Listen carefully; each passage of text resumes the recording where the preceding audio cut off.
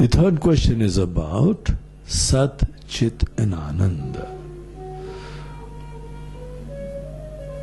What does Satchitananda mean? Satchitananda are the three very often and commonly used words indicating my truth and the truth of this whole world. They are Swarupa Lakshana. Swarupa Lakshana are those words, they are pointers. They are not definitions, they are pointers. They point to my truth, Using these words, I can turn my attention towards that undescribable truth. Let us remember that, the truth cannot be defined. Brahman is undefinable. All the Upanishads say that the words, the mind, it doesn't comprehend that. It cannot rather define that. It cannot objectify that. But these are the pointers towards it. And once we take the pointers, we appreciate what is really that which is undescribable, which is beyond words. The first indication of these three Swarupa Lakshanas is that it is definitely something existing, amazing. It is not shunya. It's not absence of anything. It's a very definite existence, something amazing existence.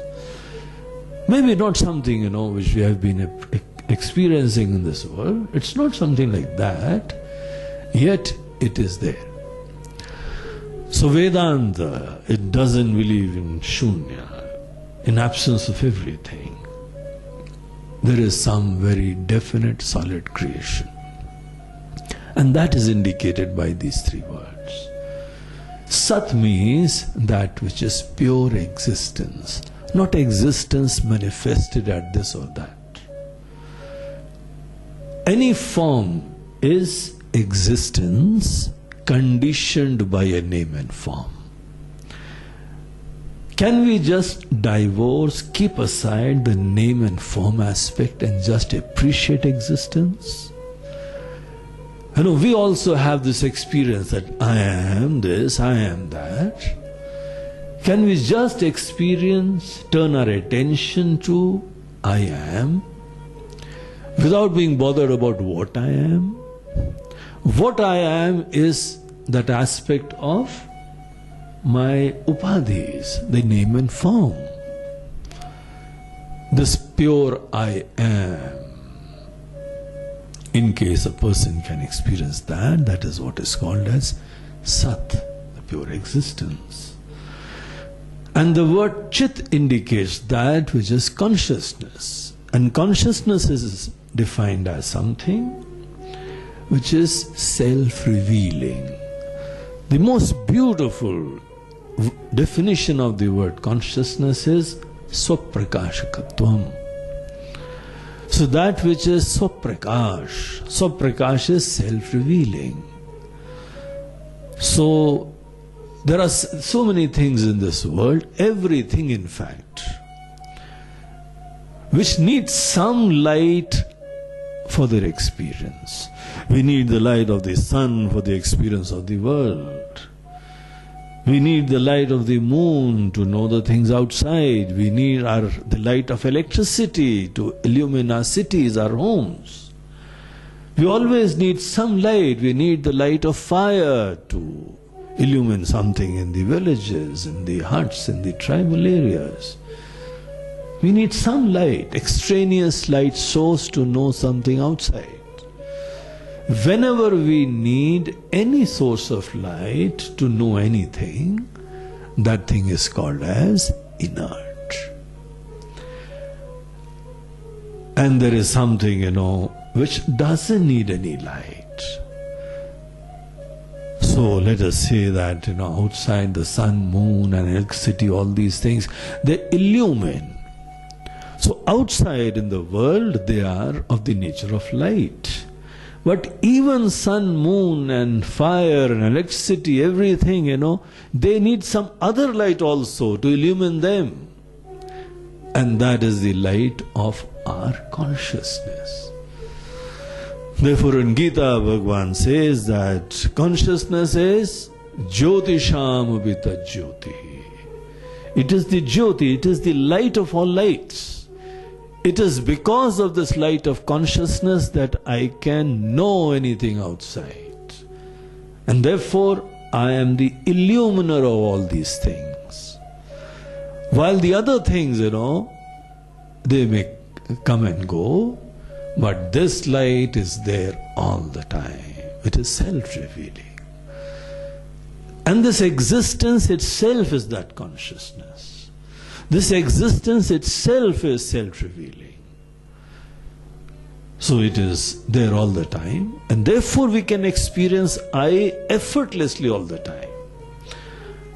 I know I am. We may have to think about, we may have to, do some hard work even to remember the name of something, name of God also. In japa we take the name of God and we keep on chanting the name of God. Whatever God we are devoted to, but we have to put some effort there. And the moment the effort is not there, the name is not there in my mind. We forget the name. It's displaced, it goes away. But the I is self-revealing. It's there all the time. Whether it was childhood, whether it's my youth or old age, my waking state, my dream state, this I is self-revealing. No effort whatsoever. This aspect, this amazing aspect of I being self-revealed, that is called as Chit. That is the intrinsic nature of consciousness. It is self-revealing. And therefore I can afford to keep everything aside. And I am, that self-revealing divinity. And this I, which is of the nature of Sat, which is of the nature of consciousness, alone is of the nature of Anand. The Vedantic scriptures, they say that, they point out so many things to prove to us, to bring home this point. One of the things which is revealed is that, Parapremaspadattvat. Because everyone loves themselves so much. We love only those things, which give us joy. Why is it that every person, that person may be, a terrible person for the society or the family, is always giving pain, always giving problems. Whenever the person is there, is giving sorrow to other people. But still, that fellow loves oneself. Everyone in the world, without any kind, nobody is teaching them. Not only human beings, even animals, even insects, even the mosquito, that fellow will come and suck my blood. But in case if I am trying to kill it, it will run away. Don't kill me. I am very dear to myself. The self is dear for everyone. Why is it that everyone loves themselves so much? Because it gives Anand. Only that which gives us joy is an object of love. And therefore, logically, it is also proved that the self of everyone has to be of the nature of Anand. Otherwise, why should we love ourselves? Effortlessly, all the time. So this is how we come to appreciate not only that, but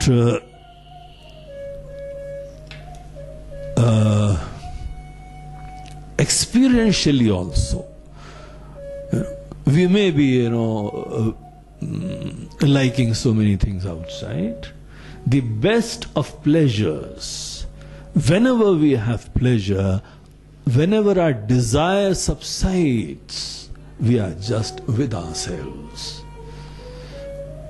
And that is the moment of experience of bliss.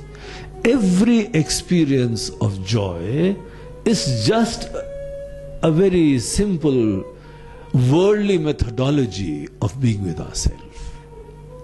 And therefore our eyes close. We keep everything aside, the desires, the thoughts, everything are kept aside, and we are just with ourselves. That is why we are with ourselves. We may be going to any pilgrimage places. When we reach there, in our utter joy and fulfillment, we fold our hands, we close our eyes, and just revel in that joy. The self alone is of the nature of joy. Even in deep sleep, when we keep aside all the thoughts, every person enjoys, the deep sleep thoroughly. There is no object outside. There is no person there. There are no possessions there. There is no name and fame over there. But why is it that we enjoy the deep sleep? Because we are just with ourselves. So the self, which is of the nature of Sat, which is of the nature of Ananda, which is of the nature of consciousness, alone is of the nature of Ananda also. So I am that. Every person in fact is seeking satchitananda. And we alone are that. So a person who discovers that I am Satchitananda fulfills all his or her desires. So the mind is completely at home, fulfilled. There's nothing to attain. So these are the very beautiful pointers. So we need to pursue that pointer and discover the truth of ourselves. I'm not this human being. I'm not, male, female, I'm white or black or yellow, whatever it is. I'm not young and old. The moment we keep on taking ourselves in this way, very happy, unhappy, literate, illiterate, these are all the properties of our faculties. Maybe the body, maybe the mind, maybe the intellect. When we have kept all these things aside and just take ourselves to be existence, consciousness and bliss, that very moment we become infinite. There's no fragmentation from the point of view of myself being Satchitananda. It is unfragmented, it's non-dual, it is all-pervasive. It transcends all time and space limitations. So this is what my truth is. All the rishis, all the Upanishads, this is what they are revealing about ourselves. Aham Satchitananda, Satchitananda Swaruposmi, Aham Brahmasmi. So this is what is this meaning of these beautiful words, Sat Chit and Ananda.